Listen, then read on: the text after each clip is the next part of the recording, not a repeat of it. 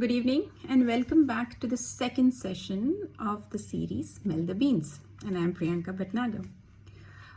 Today's topic is also a revision, and I had done a session about the same thing last year in 2021, and this is a highly debatable topic in many of my personal associations with my friends, and we have a very good time debating into this. So, what is it? It is about expectations, attachment, or detachment, whatever you call it. Why is it? So there are two schools of thoughts, right? One which says that why should we not have expectations, because we are born in a society where there is relationship, there is bonding, there is love, there is reciprocity, and therefore if we are not expecting anybody to return what we express, then how do we know that how do we show our care, or does the other person know that we love or don't love, and so on and so forth. And then there is the extreme spiritual point of view, where we come with the fact that love is not conditional, right? It is unconditional, and therefore the more you expect, the more you have attachment, the lesser love there is in the entire relationship, whether it's friendship, whether it's family, whatever, whether it's a job, whether it's your own expectation of what you want to perform in your life, right? And therefore the higher you go towards detachment, the better you have, the more loving you become, and the better is the balance, your emotional balance. So there are these different completely opposite schools of thoughts, and the reason I'm smiling is because we have numerous debates on this, and it's quite nice. It's very close to my heart. Let me start with my experience. I will try to make this a short session, and if it is getting too long, probably I'll break it up, because I know it is not easy to keep hearing for a long period of time. Before I start, my talk shows are at 9 p.m. on my YouTube channel every day starting yesterday, and it will go on for the next 10 days. Okay, so my association with expectation, way back in 2013 when I met my guru Mohanji, and I very lovingly remember these sessions with him, where he was one of the first few to tell me that it seems you have a lot of attachments with your circumstances or with your surroundings and the people in your life, and you have to move towards being more detached, and that is how you will be happy. And I used to find it so confusing. I said, how can one be loving and yet be detached? And I used to keep asking him, won't we be considered as being rude, being selfish, being indifferent? And he used to give a gentle smile. And in each of the satsangs that he did, I have raised this question, and he has patiently over the years ingrained this concept into me. And now I don't think I have confusion. I may have not reached that level of detachment like how he would counsel us, but I understand the concept. At least that much I can say. I am still on the journey, and these sessions are also a reminder of me to myself that where am I on the journey and where do I have to go. So for that, at the onset, I would like to express my deepest gratitude to Mohanji for patiently explaining so many concepts to me over the last 8 years. The fact is that, we are all born out of love and light, and we are born to love unconditionally. But during the growth journey, when we are kids, we are innocent, and we don't have concepts, right? And the concepts start coming the first level of concept comes from our parents, or from me to my kids. And then there are friends, and then there are extended family, and then there are the society. So those concepts, so those are called conditions or patterns, right? And that is also in a way makes our personality over the years, and this is called socio-cultural conditioning. So for those of you who are not on the spiritual path and you want to understand this in a more scientific and modernistic way, I would highly recommend the book Sapiens, where Noel Harari has very well he's explained this in referring to history. Obviously there's an element of spirituality, but he's kind of explained a lot of these concepts giving the history of mankind, right from millions of years back, and from the Neolithic to the prehistoric, and he's gone through all the ages. So one must read, if you want to explore that, one must read that book. Okay, so in short, what they say, right, that what is expectation? Expectation is this give and take, right? That I am your friend, I would like to go out with you, and therefore you have to go out with me, and if you don't go out with me, this is just a very rude example, please don't take it literally, but I'm just saying that expectation is always a given within every relationship, whether it's your job, you have a set of expectation from yourself, from your boss, from the organization, and vice versa, whether it's your marriage, from your spouse and your extended family, whether it's your parents, from them. I think the parent-child relationship is still, in one way, at least from between the parent and the child, it is highly unconditional, but rest of all the relationships are pretty conditional, and we get caught in that cycle. How do we come out of this cycle, right? And there are two ways of coming out of this cycle. What do we do to come out of this cycle? It is very important, if it is very important to come out of the cycle only for your own balance and peace of mind, nothing else. One may say that I'm trying to give say something or preach something which is not relevant in day-to-day life, but that is not the case. It is not just about a spiritual growth, it is always also about your human and emotional growth, that one has to come out of this cycle. There are two ways that they say that you can come out of the cycle of expectations, or two ways of becoming less attached or more detached. One way is by fulfilling the desire. So basically expectations are nothing but desires, or in our spiritual language we say they are karmas, right? So what are karmas? Karmas are desires, we want to do certain things, we want to achieve, we want to travel, we want the best house, we want the best job, we want promotions, we want early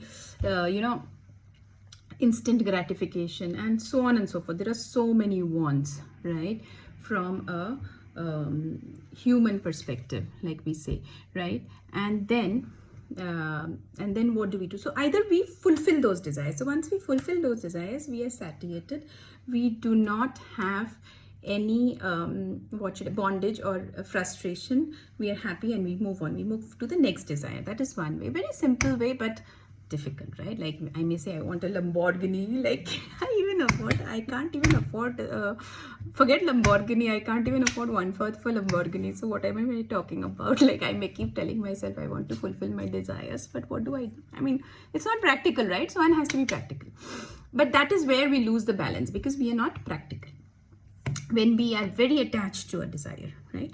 The second way of fulfilling our desires is by raising our own level of vibrations or awareness, where we know we have a desire, but we overcome the need to fulfill the desire, and we are equally happy without doing so, right? And this is where it is complicated.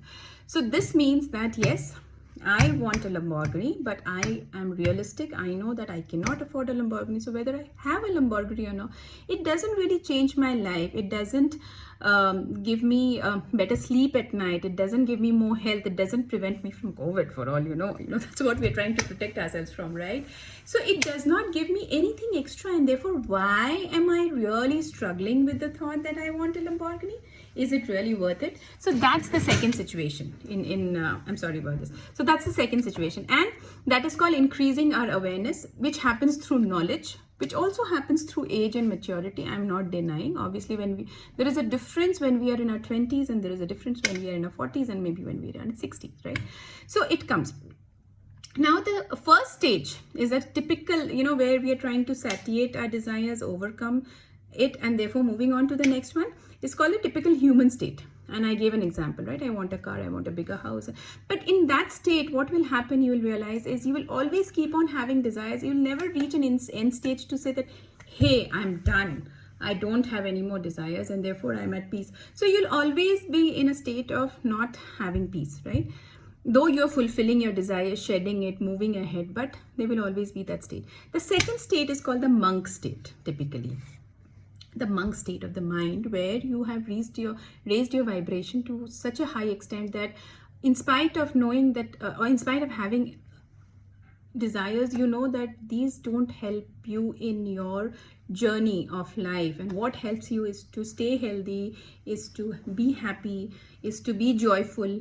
And the concepts of health, happiness, joy is not linked to money, it's not linked to materialistic things, but it's linked to your own inner growth. And therefore a person who's living in a hut can be equally happy as a person who's living in a mansion. I'm not saying people who are living in a mansion is not happy, obviously they are happy, but how do you bring about an equilibrium, right? So it is basically about peace, it is basically about joy, and it is basically about happiness, and that is what we call the monk state. Okay, so the idea is, we should all try and reach a monk state at some point. Those who are aware early on in their lives try and get onto, or those who are seekers early on in their life, they get onto the journey much faster.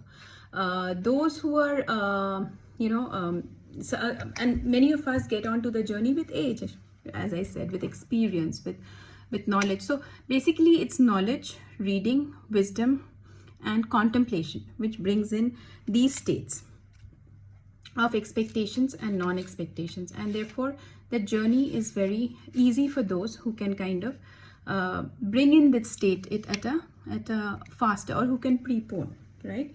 Having said that, let me give you some examples, because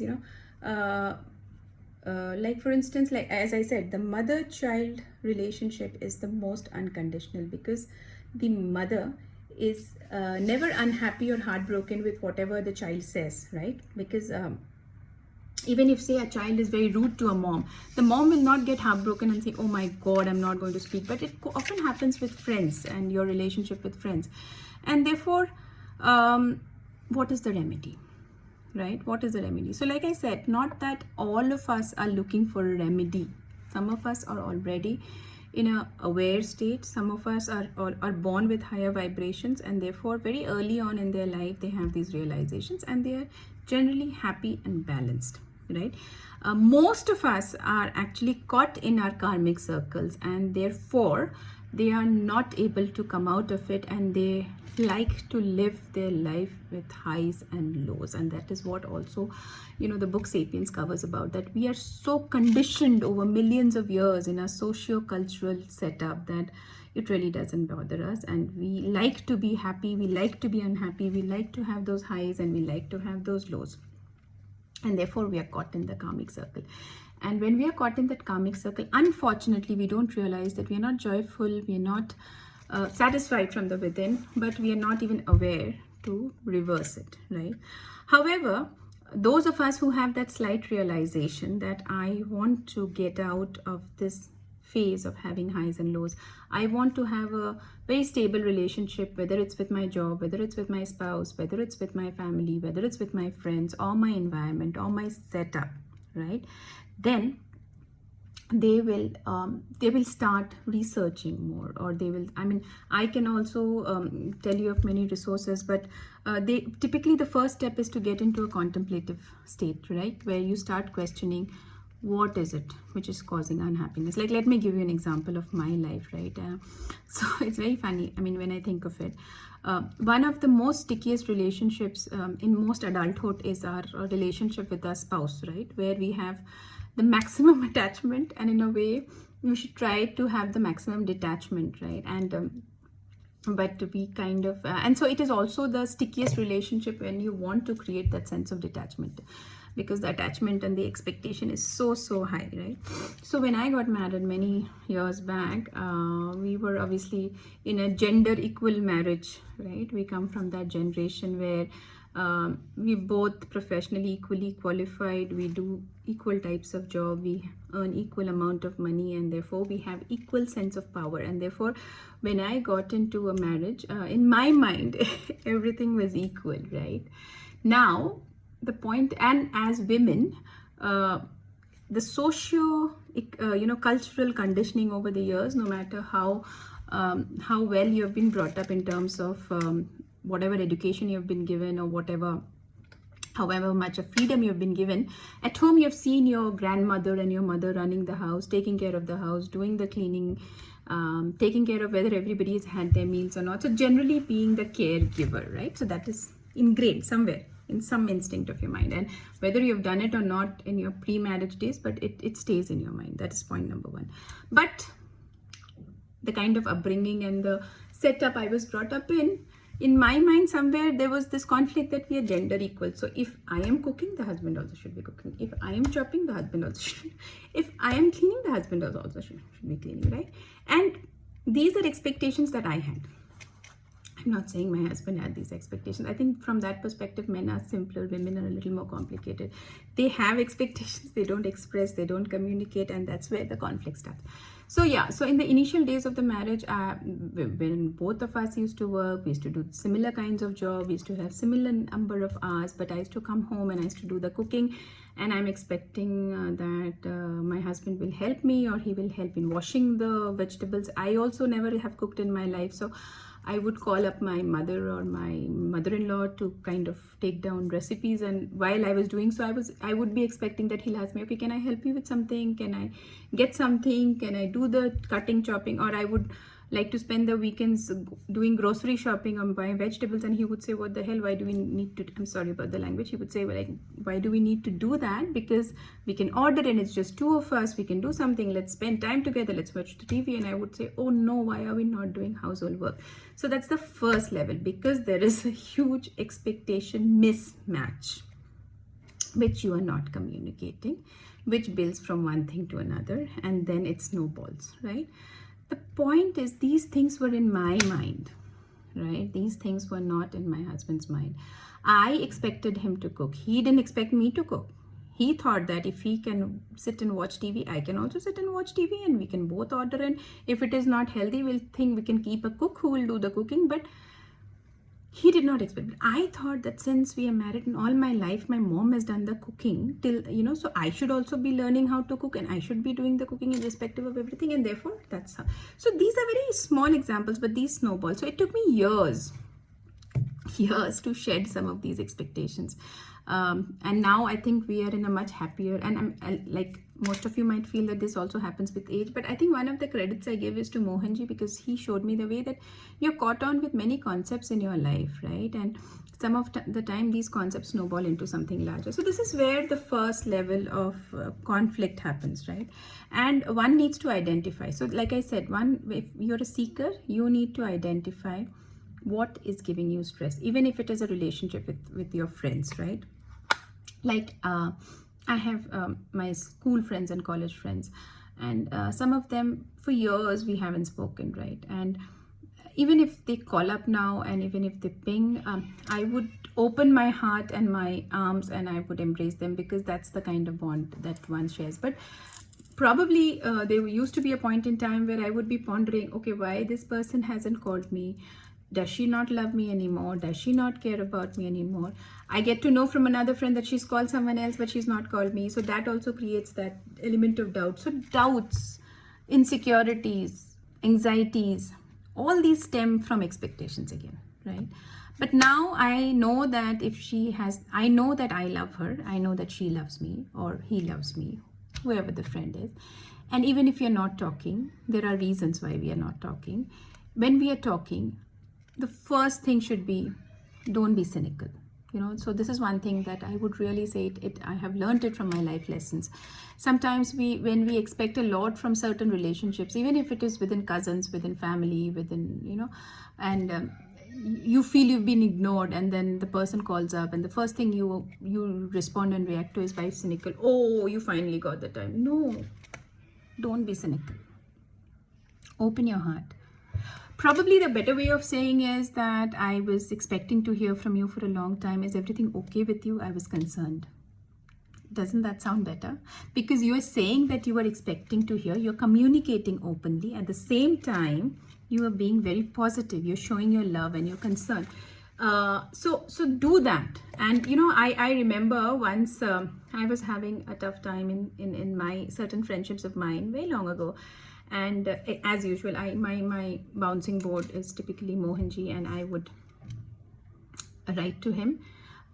He would respond at his own time, but whenever he does respond, there is so much of patience and warmth and empathy. And so I had asked that, if your very close friend does not respond and react in a particular way that you expect, and um, in spite of asking whether there is something wrong, you don't get an answer, how should I respond? I mean, when the person eventually comes back, what should be my reaction, or should I try and dig the issue, or should I try and go back to history, or should I just move on, or should I be ignorant and I say, okay, I don't need your friendship anymore? And very beautifully Mohanji said is, what is it that you want? And I said, I want my friend back. And he's like, that answers your question. So you should know what you want. You should know whether you have love for your friend. And if you love somebody, whether it's your family, whether it's your friend, whether it's your parents, you should be confident of that without expecting the other person to love back, because that's when you are getting into an expectation again. I know it sounds a little difficult, but and he says that if you feel over a period of time the person does not love you, probably your frequency with the person has changed. You have moved into a higher vibrational frequency, and therefore slowly you will also realize that, and you will also probably accept the person doesn't love you anymore and move on. But if the person calls you, that means that there is something that the person wants to probably not been able to express, but wants to implicitly say, and therefore you should always welcome with an open arms and not go back. Don't be cynical. Do not ask for reasons. And if the person is offering reason, listen, forgive, forget, and give a big hug. And I have saved that voice message of his because it made so much of sense. Because the first reaction sometimes when we are expecting is, the first build-up is frustration, the second build-up is anger, and the third build-up is when you come across, and when you meet them, or when you whatever by any, then you get cynical, right? So the point is, you are doing that because that is the emotion and inside of you. And if you think somebody is valued to you, you can never be cynical, you can never be angry. You can be angry, which is like trying to show. Sometimes you're angry just to get some attention. That's fine. But what I'm saying is, you cannot have angst. You know what I mean? You cannot have frustration inside you building up. So in any relationship, and the same applies with your spouse, the same applies with your children. If they are not doing well, if they are not following you, yes, sometimes you do have outbursts. I have a lot of outbursts with my daughter, but I know it's all temporary. Deep inside me, I don't have frustration. Because sometimes children have a way of understanding certain things. They find it better, or they find it easier to understand when you're very firm with them, right? And therefore you need to change your modality. Sometimes you need to be loving, sometimes you need to be firm, and therefore it's a way of parenting, and each parenting style is different. But that doesn't mean that if my child is not doing certain things, I get frustrated from inside. No, I don't. I just try and understand why the person is not listening to instructions. Is there a way I'm not communicating well? And I have to look inside of me, so ultimately all the solutions also is that's why contemplation. So just to wrap up this whole thing, because as I said, I don't want to make it too long, is what is that fact that it is okay to have desires. It is absolutely okay. We are born in a society where there are luxuries, amenities, materialistic things, people, and therefore one can have desires. It is okay as long as you know that you're realistic in your desires. That's the first point. Please be realistic in your desires. Do not let them frustrate you. If there is anger or frustration building up inside of you because of you expecting certain things from a situation or a person, contemplate, look inside you. Why is it? The answer is probably, I'm not saying in all cases, sometimes it is generated by somebody else, but probably the answer is inside of you, right? And if it is if you're unhappy with the reciprocity of a relationship, please talk, communicate, right? But after making that attempt to communicate, what is important is, please know this, after making that attempt to communicate in circumstances where the person, even if it is your boss, or even if it is a colleague, or if it is a subordinate, your employee, your friends, your family, and there is a dispute, or there is a lack of reciprocity, and you're communicating that there is a lack of reciprocity, and the person does not still kind of respond, then please understand that probably your time in that relationship is over and it is time to move on. Accept the reality. Keep the good memories. Doesn't mean the time to move on, tata, bye bye. Okay, I am blocking you on WhatsApp, I'm blocking you on Facebook, and I have nothing to do with you. I'm blocking you everywhere else, and I'm not talking to you. No, that's not what it means. What it means is that each of us have a vibrational quotient with every situation, with every individual, or in spirituality we call it our frequencies, right? So sometimes there is a shift in frequencies, even with people, in a relationship, in a marriage, in a friendship, in a working relationship, everywhere else. So when there is a shift in relationship, there will be drop in reciprocity. When that happens, if you are not able to drop it, probably you have moved into a different realm than the other person. Accept it, cherish the good times, move on. Maybe somebody else is waiting for you. But do not at any point in time get cynical or get negative about the situation. We all evolve, we all go through journeys. Maybe the other person is also evolving and going through his or her own journey. So with this note, I will close the session. Do write into me and ask me if you have any questions.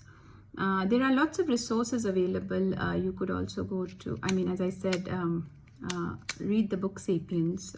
It's very detailed, but it kind of teaches us about our socio-cultural, gives the basis of why we are in a way, right? There are lots of resources available online from all these masters who teach about unconditional love, right from Mohanji, who's my guru, or blogs by Sadhguru, or blogs by any of the masters.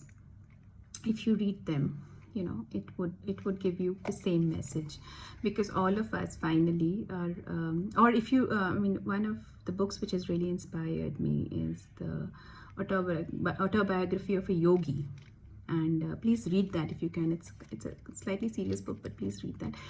It will answer a lot of the questions in your mind. It will peel the onions. So with that, we wrap up. Have a good night, smell the beans, and we shall meet again with a new topic tomorrow. Bye-bye.